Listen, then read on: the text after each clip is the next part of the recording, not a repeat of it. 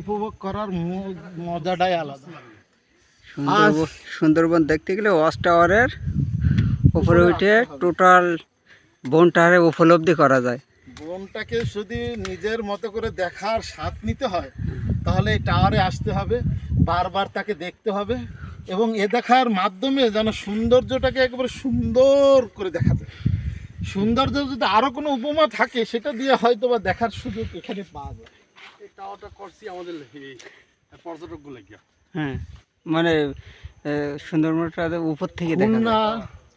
খুলনার বৃহত্তম একটা ম্যাঙ্গো ফরেস্ট, যা বিশ্বের ভিতরে আশ্চর্যময় একটা স্থান, যার কিছু অংশ আমরা দেখতে পাই মাধ্যম সরকারের।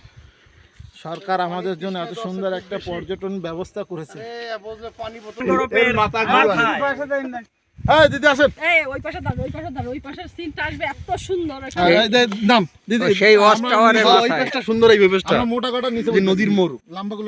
লাম্বাগুলো না হয় পিছনে যাইতো, খাটোগুলো নেন দাঁড়া। ফিরোজ ভাই তাকান, দেখ দেখি মোবাইলটা পরে দেখি। এই আর একজনে ওর পরামর্শ দিতে দিতে আর কিছু রাখতো না।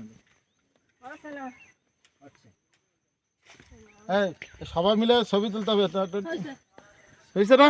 আমি একটু জায়গা আমার একটা ছবি তুলে দেন।